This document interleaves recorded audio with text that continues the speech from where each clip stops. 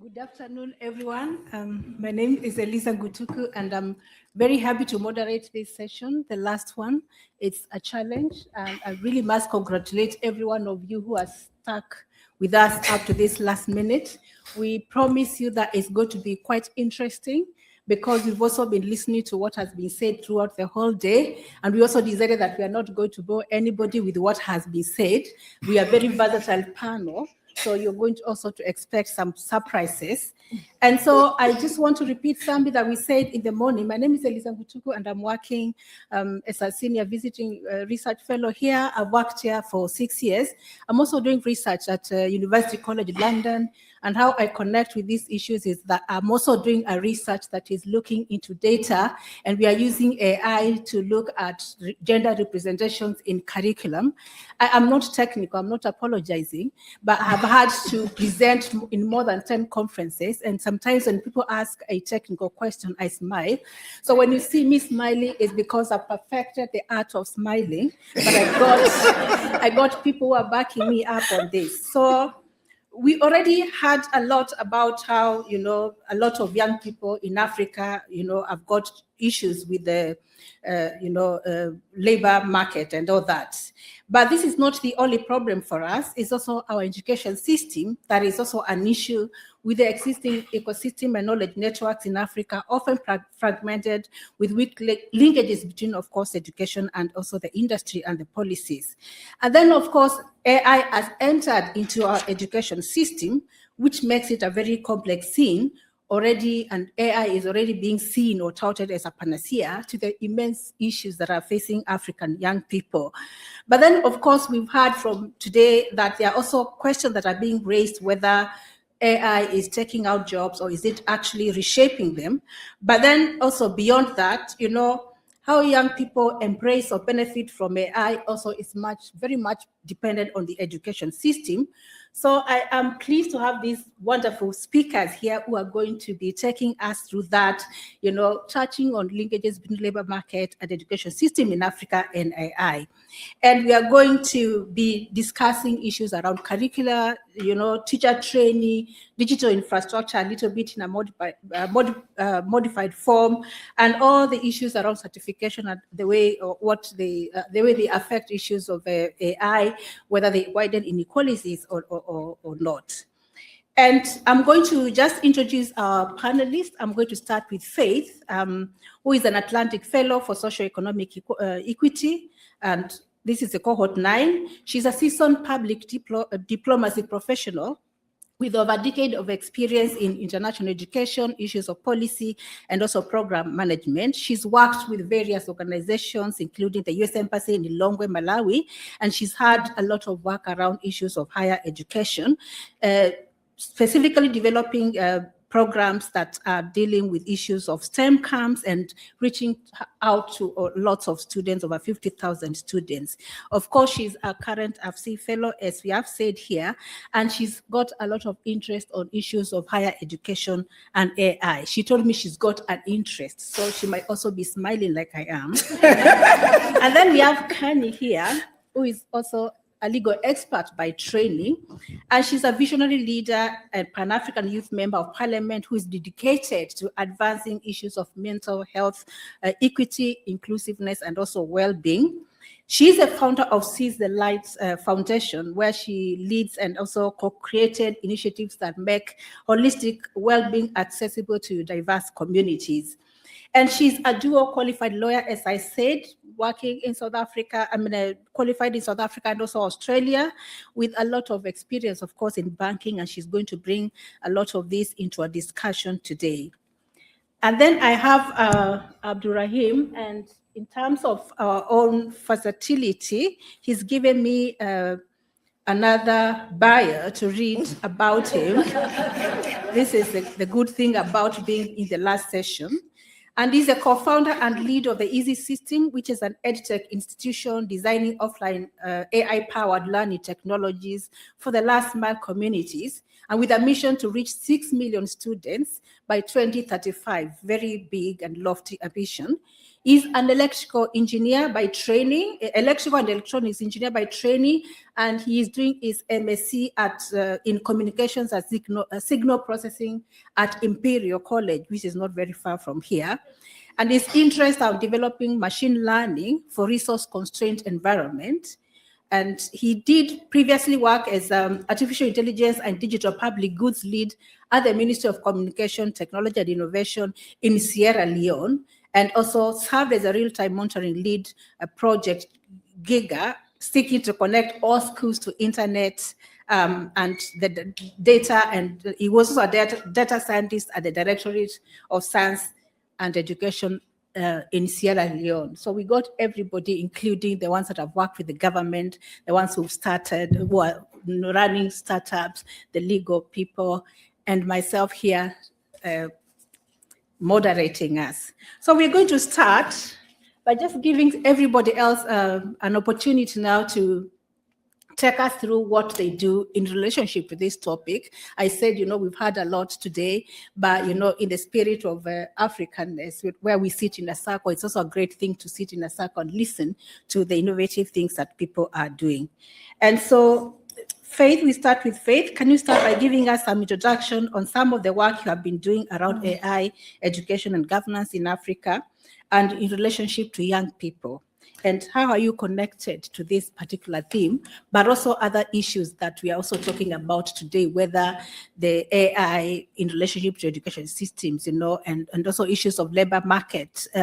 Is AI displacing jobs, or is it our education system that need to be rethought? No pressure. Hi, everyone. Thank you for having me here today. So I'm also a current student at LSE, and my dissertation at the moment is looking to explore how are African students using AI, especially at the higher education sector. Going back to how I came across this, as she mentioned, I work for the US Embassy, and we were responsible for a lot of exchange programs. So we would get a lot of applications from Malawian students applying for these programs. And then at some point, 2022, 2023, the English was changing, all right? I know how Malawian students write usually the essays, and then all of a sudden I was like, oh, this is very sophisticated. What's going on here? And then that's when ChatGPT was like, okay, this is something that is going on the university campuses. But my question now was, are professors aware of this change as well? Just because my familiarity with universities in Malawi is, in most cases, we don't have software platforms like Turnitin. So most students will write their essays, hand it over, the professors will mark, and that's the end of it. So I'm thinking that, okay, if these students are going to go to the US or any other international institutions where they have to deal with these like plagiarism platforms, and they're using AI and they don't know how to use it, what's going to happen to them? And in most cases, these are students who are coming from low-income backgrounds. So for them, the first time even coming across a computer might be at the university.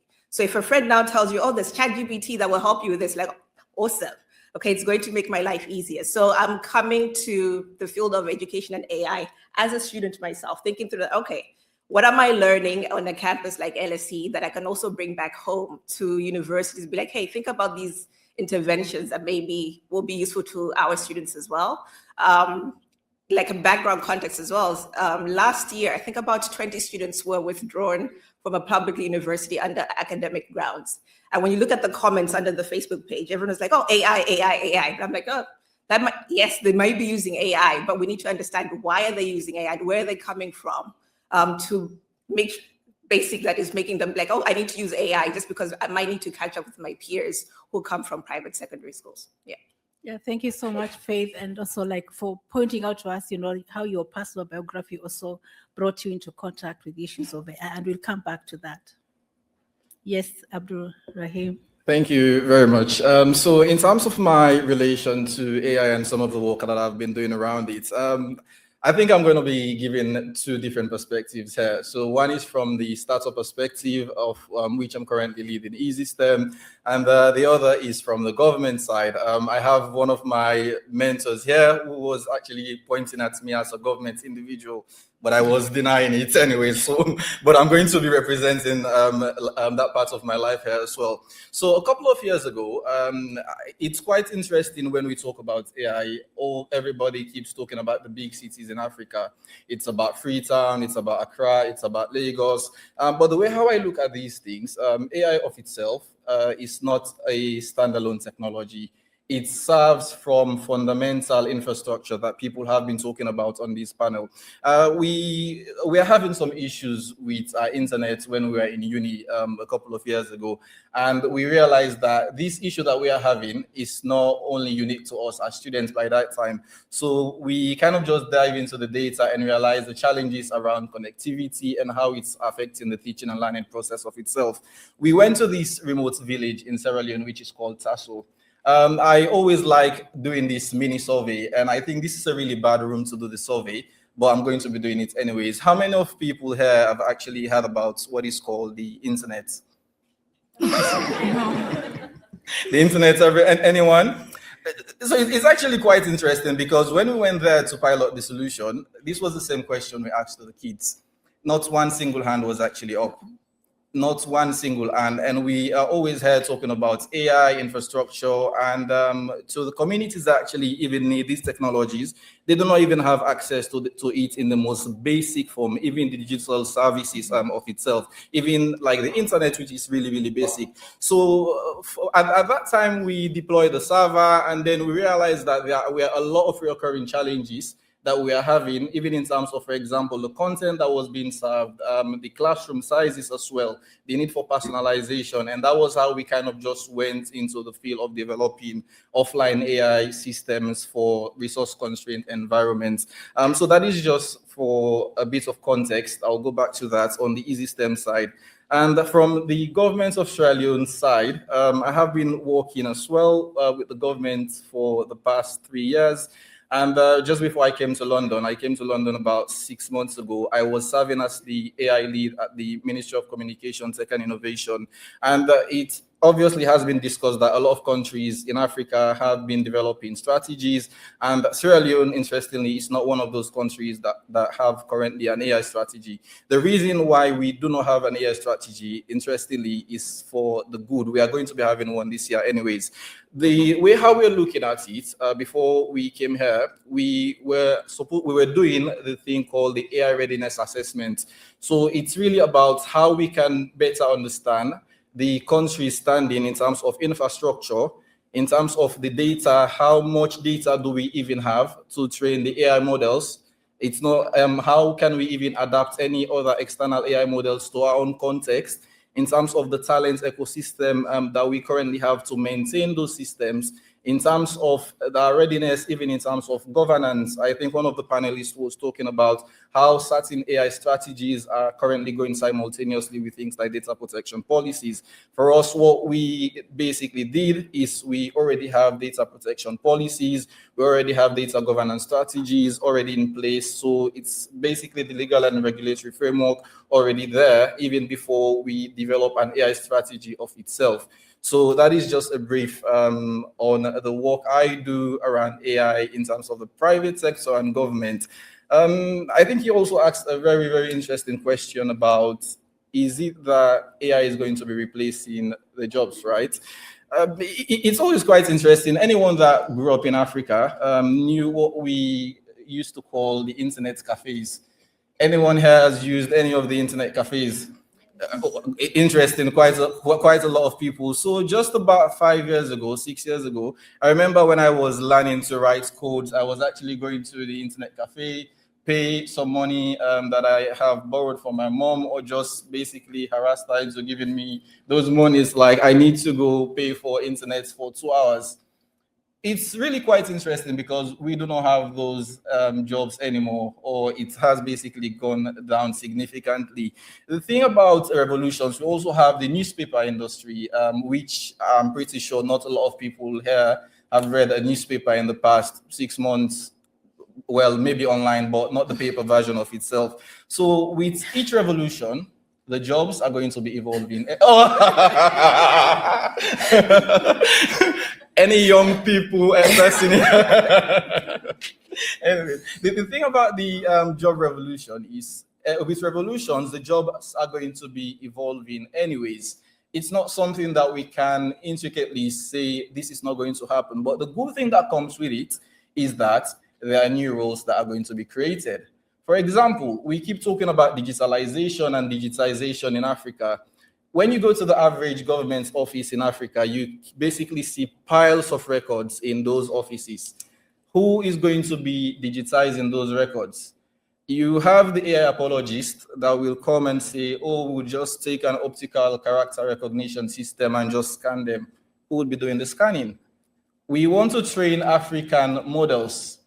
Who will be labeling the data for some of those AI systems as well? We currently, quite recently, we had Google released data sets for African speech systems in, I think, over 20 different countries. Who are the people who are responsible for labeling those data sets?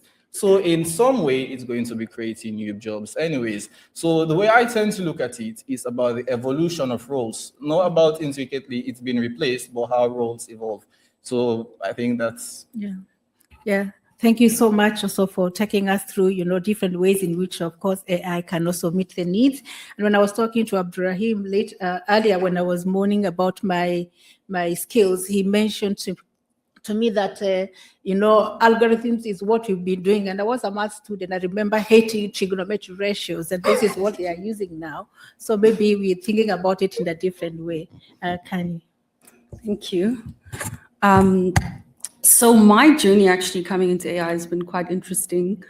The previous panelists has shared a very long summary, so I'm hoping to try and cut my journey short. So I was previously in banking and finance, and I spent about a decade working within the private sector across South Africa, Sydney, and London. And I then pivoted into social entrepreneurship. And I'd always had an interest in health generally, because I do believe very much in well-being and the well-being of humanity, which is now expanded into the work that I'm currently doing now. So in that pivot, I decided to explore how can you deliver health solutions to people at scale?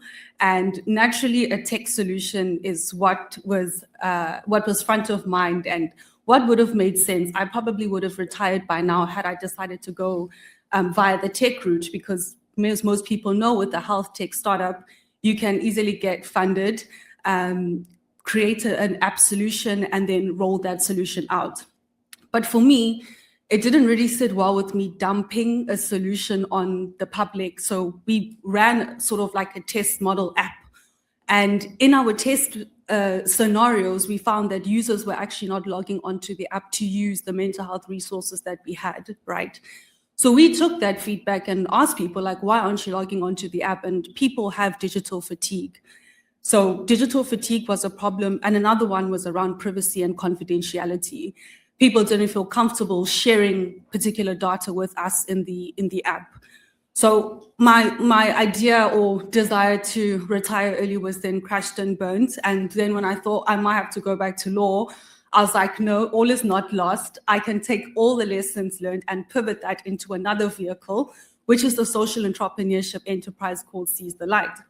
So we decided to rather try and solve mental health from more of a humanitarian perspective, because as people, we need each other. And for me, what's been coming out, I think, more prominently in all the conversations that have been had today is that there hasn't been any focus on humans, yet humans are the ones who are not only going to be using AI, but will be actually impacted by AI.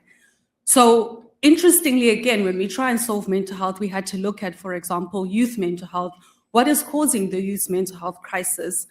Reasons are around your jobs, because many people in the usual traditional academic to graduate pipeline, they would take on those jobs which are currently now being automated by AI.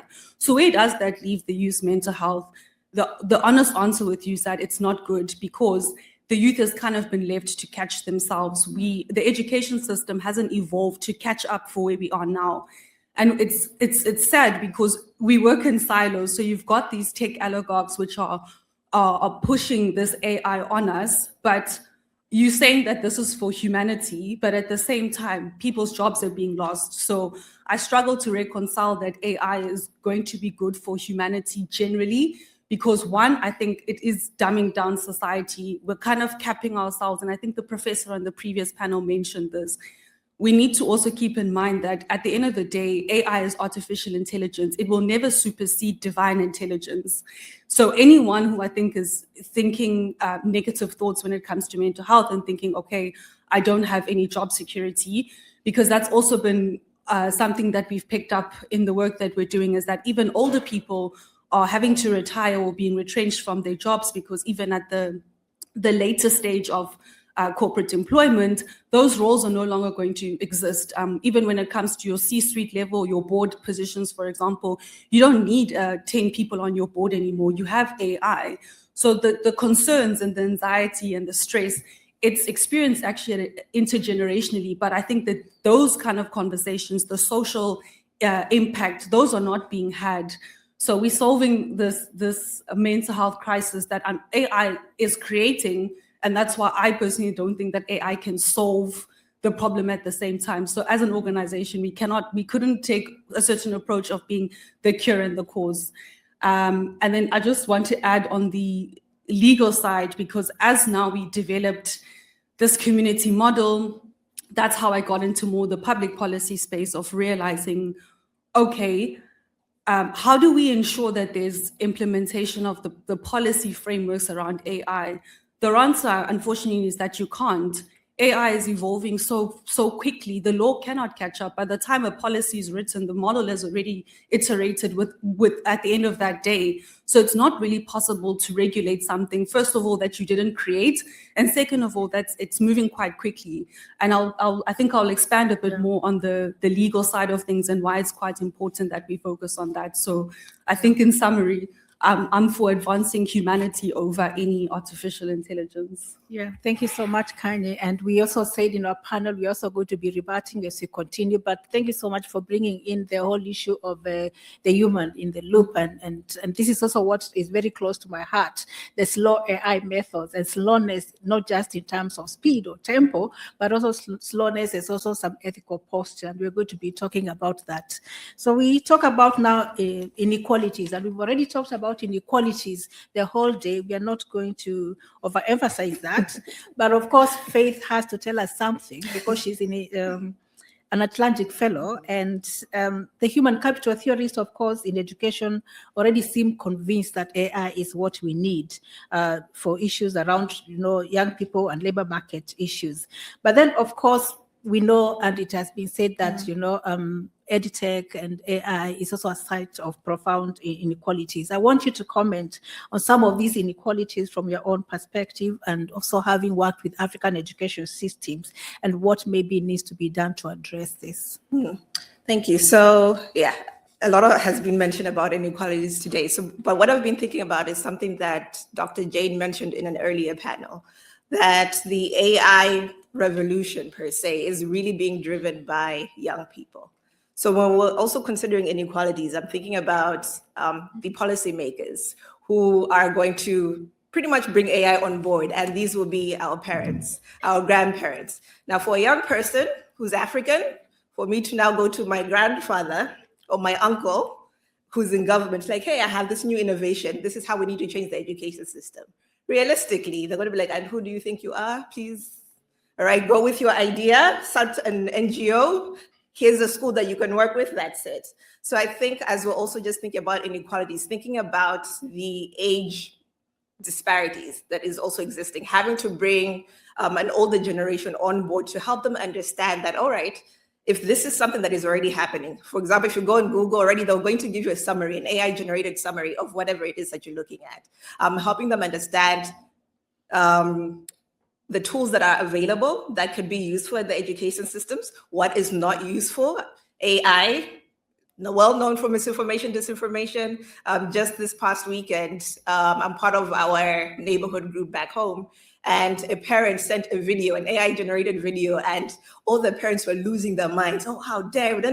And then my brother, who's part of that group, young one, sorry, this is AI-generated, and everyone went quiet. So I think it's, as young people as well, us having the capacity to bring forward those conversations to the table.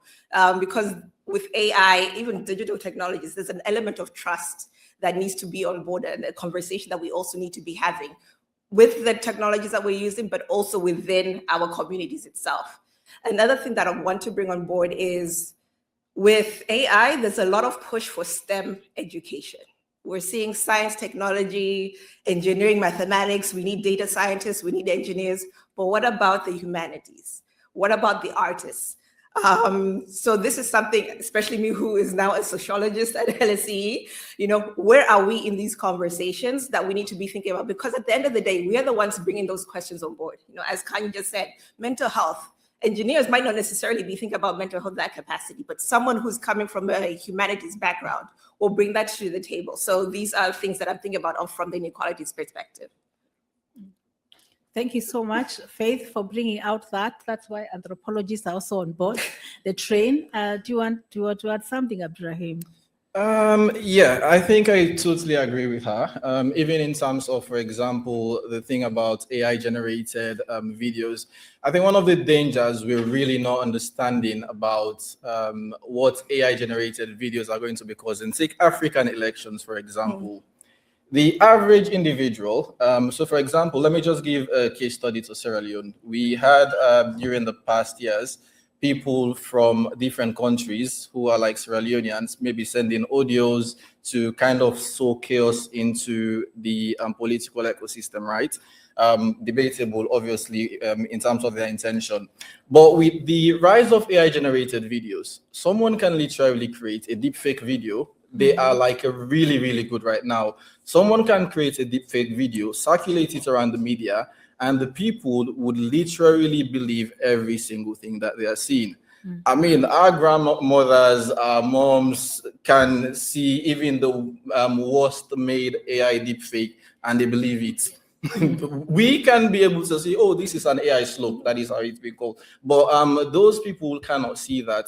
And that can sow deep discourse into our ecosystem. And as you rightly said, in terms of how you regulate things like that, it's really, really difficult. Are you going to be banning the internet? Are you going to be saying, okay, when it's an election period, let's just shut down the whole infrastructure for people not to be able to circulate this? It's really, really difficult. So I absolutely share a sentiment. I think probably the only thing I kind of would want to add as well is in terms of the STEM education of itself that people are trying to push with AI. It's always really funny. For example, if you take the average African digital strategy, you would see these words. For example, robotics. People should learn robotics. People should learn coding. And now suddenly we're hearing the NVIDIA CEO saying, oh, coding is dead. So what is going to be happening to the strategies wherein we already highlighted that kids in African schools should be learning coding? I think it kind of just goes back to how we mostly get it really wrong. It's not about learning the technology of itself. It's really not about learning AI. It's probably around learning the critical thinking skills around it. It's about learning how to identify the issues around it. It's about, even for people in the STEM field that are really interested to go into the field of itself, it's about how you can learn the fundamentals. I usually tell people, I think we were discussing this actually, a lot of people here have learned about number bases, like convert from base 10 to base 2. A lot of people that are in other fields apart from the STEM field do not know that the base 2 is like the fundamentals. One of the panelists was actually educating us about that. It's like the fundamental of every digital system. I was speaking to a friend who is a lawyer. We were talking about gradient descent. A lot of people would not know what that is, but they did calculus in their schools before going for their law degree. They did not know that calculus found the fundamental of gradient descent, which is in most AI systems. So it's not really about learning coding. It's not about chasing hype cycles in education systems, even for the STEM education. It's about how we can get the critical thinking skills. It's about how we can be able to understand what is not good, and basic, probably digital skills as well. Yeah. Yeah, and I think when we come back to what we learned, I think also in terms of also our education systems, also nobody really explained to us how we are going to use that. So in terms of also the utility of our education systems, which maybe that was emphasized elsewhere, and we are trying to catch up and remember what we were taught in a very rote, kind of memorization. So that's something to think about.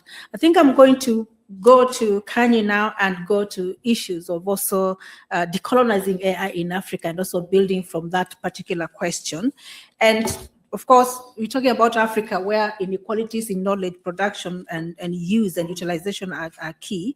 And there are views that we need to adopt, as you also said, AI systems cautiously and guided by African concepts of Ubuntu and slowness, which I said goes beyond speed.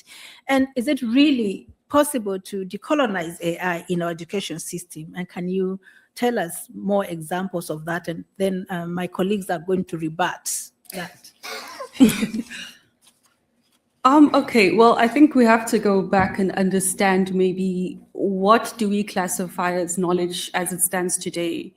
Because knowledge was captured at a particular point in time in history by a certain group of people and then distributed at a global level as a certain type of education. So what we understand as intelligence and intellect is now graded on a piece of paper that we all walk out of and then we feel smart. So I think we have to start there before we say, can we decolonize the education system or mental health? I think we first have to start with what is education? What is it that we're learning? I think that, again, we have leapfrogged and we've gone too far. The education that we're learning, it's a man-made education. It will never supersede the natural order, our natural intelligence. And I think that for me, I never speak positively about AI, but in terms of it actually coming and snapshotting and a particular type of knowledge and saying, this is actually all the human knowledge that we have and we're putting it into a data point, I think that's great. Now, as humans, let's get back to what we're actually good at doing, which is being humans, because we're human beings, not human doings. All the conversations have centered around productivity. Why is that the case? Capitalism. Why do we need to follow capitalism? Capitalism is in late stage, and that's another reason why the oligarchs are pushing AI so hard. It's because it's to justify late stage capitalism instead of them coming to us and saying, capitalism may not work in certain countries. It works in some Western countries. In Africa, maybe not so much. Why? Because the population is just so much bigger. Even if every multi-corporation company opened in South Africa, in Africa broadly, they wouldn't be able to absorb the population within that, within any country on the continent. The continent's education system needs to be more bespoke to the continent, which is something that hasn't been done. So when we talk about decolonizing education, I would say first we need to understand what education are we talking about. We need to be mindful that that isn't the only measure of intellect. And I think that that's very important for Africans because the whole day we've been fear-mongering everybody that we're going to be left behind if we don't buy into AI. Okay, this is a 1% conversation. I have many other conversations with people that are not on the grid, very happy in life, not slave to capitalism, living off the land. So also keep in mind that this is a 1% conversation. It's always one perspective. We can't also get caught up into a narrative that they're trying to push us into. And then, as I said, when it comes to actually learning about these things and decolonizing the academic system, we need to, among ourselves, determine what does that look like from an Ubuntu perspective. I don't think that AI in itself can ever be Ubuntu. Why? Because it's artificial. At the end of the day, we are humans. And as I said, we need to be focusing on teaching softer skills, your creativity, your social skills, because believe it or not, those are the skills that are lacking. Why make, for example, something like Facebook? Why do you force people into parasocial relationships when we can all get to know each other here? I mean, last point is that we talk about unifying the continent, which at a Pan-African Parliament level, to me, it's very interesting because in every sitting, we learn how much we don't know about every other country. So I think the unification language is very far advanced. I think we first need to get to know each other first before we can start talking about unifying the continent. Mm-hmm. Thank you so much for that. I don't know if I have a rebuttal per se, but really just to emphasize the point that she's making in terms of Ubuntu. I was reading a study, a a couple of weeks ago, and they were talking about how the one laptop per child policy is not actually Ubuntu. It's not in line with Ubuntu thinking. And reason being is that it really individualizes the learning process, versus when you're thinking about how Africans, for the most cases, like learn certain traditions or norms, it's as a community. It is the children sitting around the grandmother or under a tree and learning the life lessons. So for me, as we're thinking about just decolonizing education in general as well, and how AI comes in, I'm thinking more so of like, what are the conversations we need to be having? Exactly what she said, because it really has disrupted a lot of things. And I think it's an opportunity for us to be like, oh, okay, if I need to unlearn something in a specific way, what does that now mean as we're moving forward? Yeah, thank you so much. And I come to Rahim, do we still have some Africanist agency concerning, AI? Can we do something to work with it, but from a decolonized perspective? I think even before going to AI of itself, the African education system has, in terms of decolonization, has a lot to do, to be really honest. So when I started my MSc at Imperial, I keep giving my friend a culture shock. She's from Greece.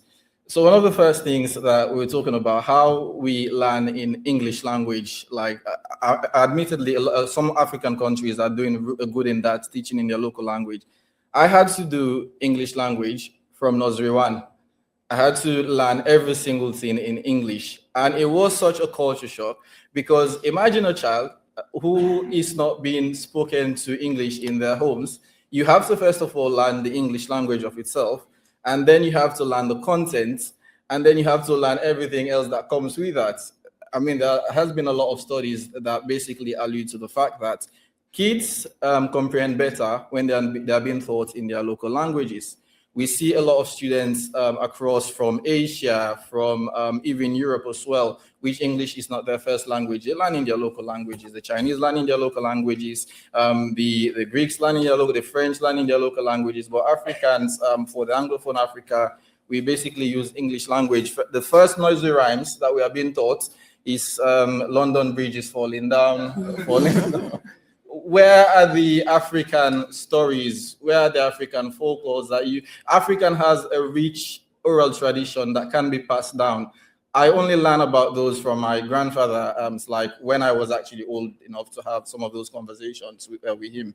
And it's really, really quite sad. And most of those things are actually going to be translated into AI systems as well. It's even when we talk about things like, for example, language translations, there are certain things you just cannot do a direct translation for. There are just certain things that you need to understand the cultural context of which for you to be able to get it. That is why I think we really have a lot of work to do, even in terms of preserving our own culture of itself, which I think we have kind of lagged a bit around that. I'm kind of careful to say that, but we have lagged a bit, because most of our tradition, our cultures, our norms, our values are being passed down through oral means. And as we all know, with time, some of those things die down a bit. So we really have a lot of work to do if we are going to try to understand decolonization, even in the AI era. Yeah. And of course, in terms of change also, I also do sexual reproductive health, and I remember going to Uganda, and there's a whole project that is working on, sorry, how many minutes do we have? 5 minutes to go. That's beautiful. And they're using this story of this girl who got into problems because she was not able to get information about sexual reproductive health. And a whole young people's group has done some hackathon on how to use, this traditional story and make it into some prototype, some app. So I still believe there's some, inroads that we can make, even within the context of change. We have 5 minutes remaining. Is that also for the questions? Yes? Sorry? 10 minutes. Okay, all right, thank you. We're going to do the last question. We're going to combine two in one, and we have the question that we're going to come back to from Rahim on the question of digital infrastructure and governance, and you've done a lot of that. And I think he also gave me another question, and I'm going to give him only 2 minutes to comment to that. So he wanted to ask, given the current state of digital infrastructure across Africa, what are the key gaps and opportunities for scaling AI, and how should national and continental strategies evolve to support inclusive and sustainable digital transformation vis-a-vis issues of young people? 2 minutes. Good. Yeah, that was actually for us not to go into the past discussions. But anyways, so the main thing about the digital infrastructure discussion, I think, what we are not taking into account is Africa has done a lot of work around digital infrastructure. I mean, the last 5 years ago, you cannot be able to have access to certain basic services. But at the end of the day, one of the panelists were talking about how with revolutions, we are basically extending the divide. And I think that's the same thing that is ongoing right now as well. So it's really about how we can look at where the economics does not support certain deployments. For example, we were talking about this earlier, how certain telecommunication systems, they cannot take like $1 million of equipment and put it in an African district that you have all of the population basically dispersed. That cannot bring returns for the people doing that investment. So it's about how we can go to models, for example, the way how we're doing with like the solar panels. You have individual decentralized mini grids. We also have individual grids, for example. So how we can basically take the infrastructure, that is one of the things we're doing with Easystem. We have the digital learning hub in a bag. So in that, we are basically providing the server wherein people can access AI offline. And we also have access to electricity as well. We also have access to devices. So that is something that anyone can take and basically move with anywhere in a remote African village and set up their digital learning infrastructure, regardless of internet, regardless of electricity constraints, and it works anywhere. So I think we should really be looking into some of those decentralized infrastructure that we can basically leverage on as well. Yeah, thank you so much for that. I am not going to ask Faith to say something about that. She cautioned me. Do we need to regulate AI in the education system in Africa? Absolutely. I think that it's a developing beast, as I said, that there's too many unknowns in it. But as I also caveated, it's very difficult to regulate something that you didn't create, because there will always be gaps. And this is what we see within the legal industry. Unfortunately, there will always be gaps. And the people that are making the systems don't really care about how those systems are actually impacting the lived experiences of people. And I will bring that closer to mental health, for example, where in the US, there are more mental health apps that people are using, and people will interact with the chatbot therapist. And there's people that have had suicidal ideations, and these chatbots will produce suicide notes for people and tell them step by step how to do this. There's no intervention. And we can't, at a legal level, have those interventions, because then that compromises privacy and confidentiality. And then also the people that are pushing AI won't get the number of users that they need to on these apps for them to be perceived as successful. So absolutely, I think we do need regulation. But as to whether that, I don't think that accountability can come from us. That responsibility needs to sit on those tech companies. I don't know how well they're doing when it comes to ESG reporting. I don't know what programs that they're rolling out to make sure I may be rolling out this really powerful tool, but in tandem with that, here are all the programs that I have that I'm implementing in these countries. To me, it just seems like it's a race for people's minds and users and digital time, and there's no real thought as to the consequences that this will have for society, it's already looking very bleak and detrimental. Yeah, so Khanyi feels we need to regulate. Faith, do we need to regulate even in a soft way, even in our classrooms? I think we do. I think a group that I want to bring into the conversation is looking at teachers and faculty members. Where are they in this conversation? Because at the end of the day, they are the ones who are going to be sharing this knowledge. I'm going to allow you to come and talk about EdTech shortly and your opinions on EdTech. But in this conversation, we're thinking about the students, but who has access to the students for the most part of the day? It'll be the teachers. So we also need to be thinking about the educators themselves. Do they know how to use these technologies? If they need to intervene in some form of capacity, how are they going to go about it? So I know NGOs are doing that. A good platform that I've seen doing that is ALX Africa. They are really like pushing forward, various ways, the AI tools. But even with that regards, it's sort of like, think about it, it's coming from the West in Africa. And the jobs that students will get will be international jobs. It's not really a local job because the industry itself doesn't have that capacity to take them on board. So just thinking through that, all right, what are the tools that we need to use? Who are the critical folks that we need to be talking to as well when we're looking at transforming the education system itself? Yeah. EdTech. What is your thought on EdTech in the classroom? 30 seconds. I'm being set up anyways. So the discussion earlier was, does EdTech belong into the classroom? In as much as I walk around EdTech a lot, I think EdTech in its sense should be restricted in the classroom of itself. Because at the end of the day, the goal is for us to promote critical thinking skills. So is it that EdTech is absolutely useful? 100%. That is like my life's work. 100% it's useful. But is it that we should be fully integrating it into the classroom day-to-day activities of itself? I do not share that opinion, and research as well does not share that opinion, because we have been seeing several research being done into the impact of things, interventions, putting EdTech into the classroom, and you see that basically you do not have like gains from some of those things really, and to some extent you see that it kind of harms the learning of the students themselves. Mm-hmm. Yeah, thank you so much. I think we are going to stop here. Do we take some questions now? Yes.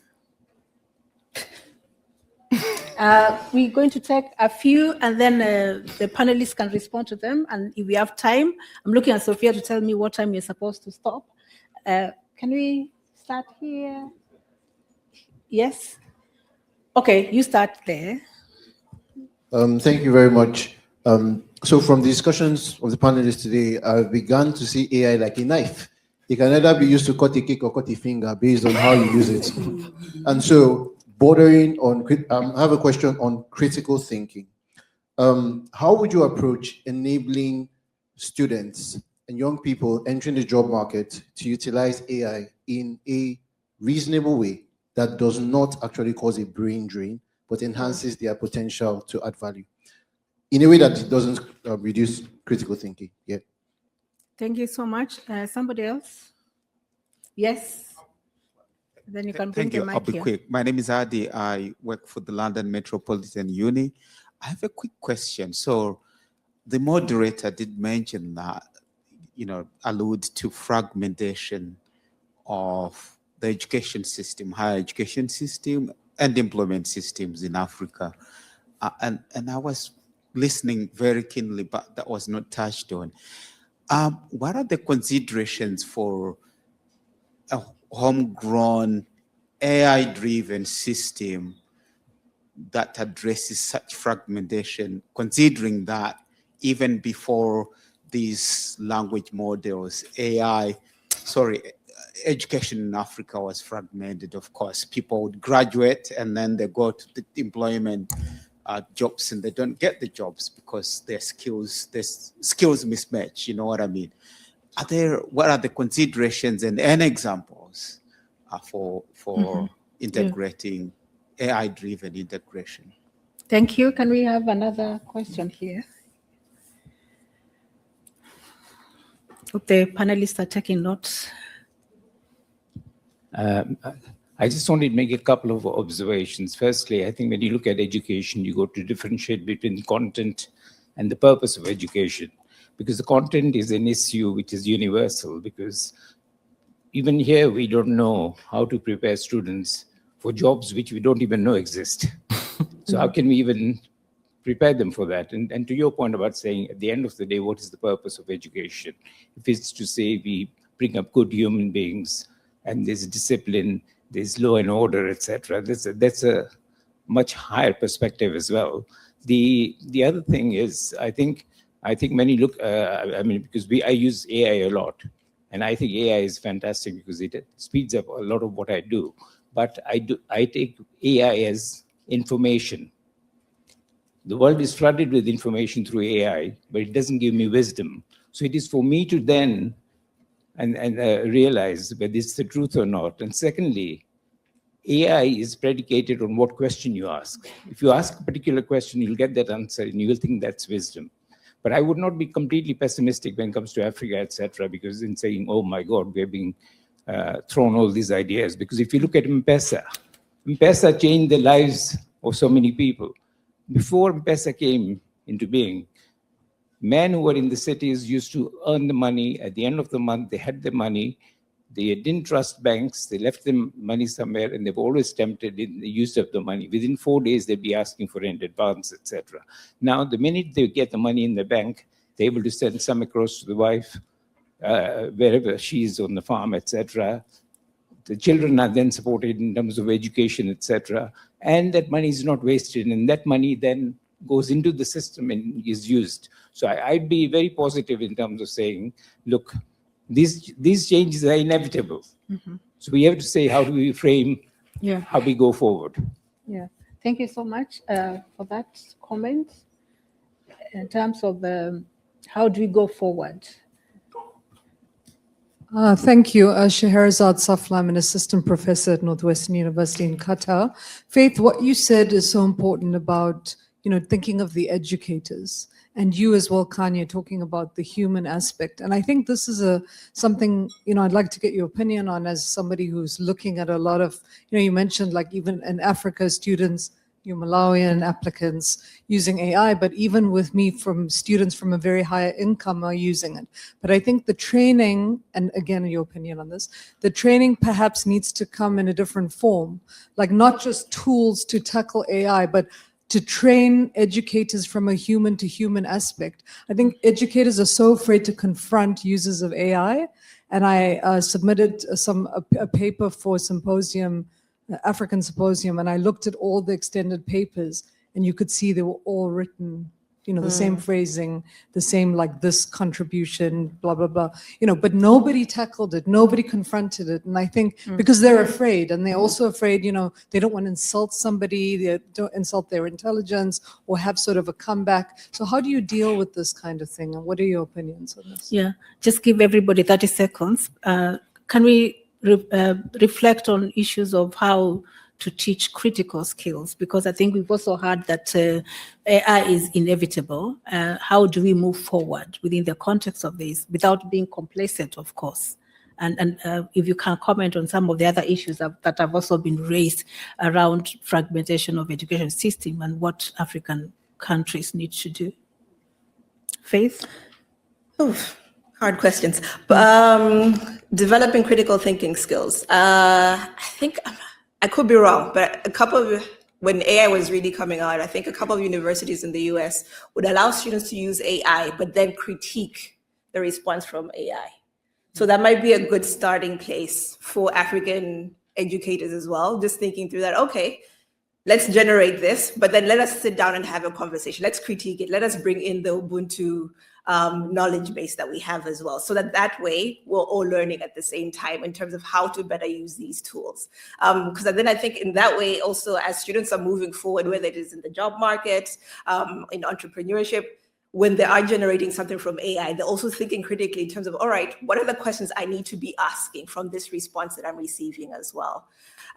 Working with educators, yeah, it's a tough environment in Africa, just because for the most part, even the schools themselves might not have enough computers. So just looking at the technology itself. But I think that the issue that I was bringing up earlier about the intergenerational learning opportunities that AI is bringing, that is really something that we need to bring on board.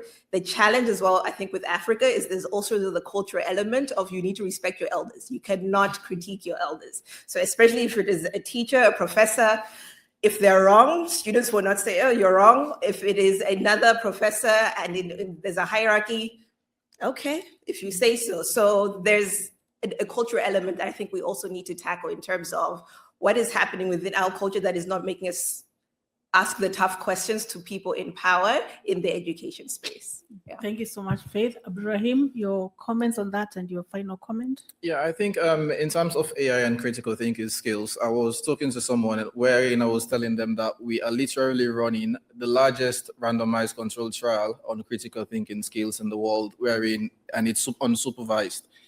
it's like we are not going to be knowing how bad is it or how good is it until like the end of it. So I think it kind of just goes down to one, education amongst ourselves, because the tools are going to be there anyways. Tobacco and a lot of other like legal drugs are there. It kind of took intentional sensitization as to what are the dangers of this thing if you take it, what are the implications of this thing if you take it.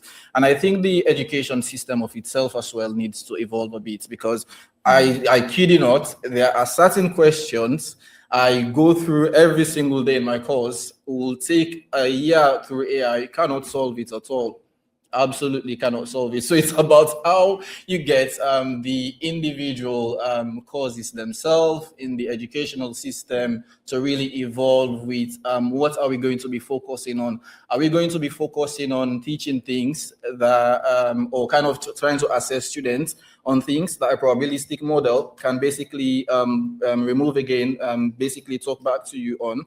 Or is it that we're going to promote critical thinking skills that, I mean, you can tell ChatGPT you are wrong, and you know what ChatGPT will tell you? Sorry, you're right. You can challenge it all the back and forth. You would always be right. So it's really about how the educational system evolve with it as well. Yeah, thank you for emphasizing on the need to evolve. Khanyi, your comment and your final word in 30 seconds. I think that the difficulty when it comes to critical thinking, I think the gentleman in the front rightly mentioned, to use these tools, you need to have a level of discernment. When it comes to the human cognitive function, your brain is fully developed by the age of 26. So maybe a lot of us in this room have maybe lived through a time where these tools were not developed within the scale that they're currently being used. So we've got sort of offline discernment tools, we've got social skills, we've got critical skills. But when it comes to the younger generation, and those are the people within our foundation we need to protect, they don't have these skills. And we cannot say that we can teach people how to be critical thinkers. Unfortunately, that is something that you learn through life experience. And that's why I say that that's what makes AI a little bit dangerous. I think that Australia is on the right track by banning social media, for example, for kids under 16, because I think that's the kind of surveillance that we will need. As a society, we will need to take collective responsibility, because as I say, the people building these models are very profit focused. They're not focusing on the consequences and the negative consequences that AI will have on humanity. Yeah, thank you so much. I think we are going to finish. I'm very obedient, sorry. We're going to continue the conversation, and it's a complex topic and a lot of interdisciplinary perspectives and also different perspectives that also oppose to each other. But I think what we've agreed on is that AI is here to stay, and we can embrace it with that spirit of slowness, but also put forward, also think more about Africanist agency. I think I liked what you said about we should not be pushed into this sort of fear-mongering, because that is also where we lose our agency, and we also cede opportunity for others who've also been doing this thing forever to take control of us. So I think we can continue that conversation, and thank you so much.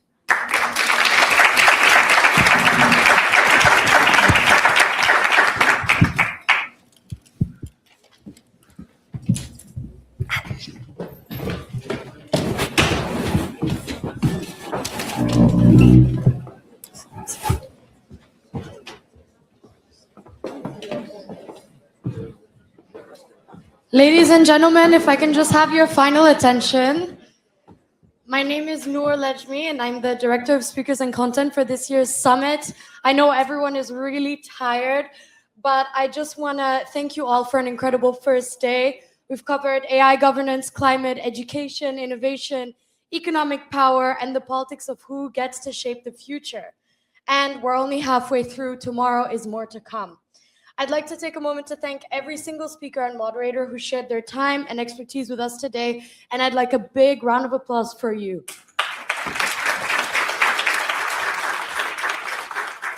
I'd also like to thank the Ella and Ramesh Bala Foundation, our main donors. Without them, this wouldn't have been possible. We now move to the networking reception, which will be held in the 5th floor. For those with an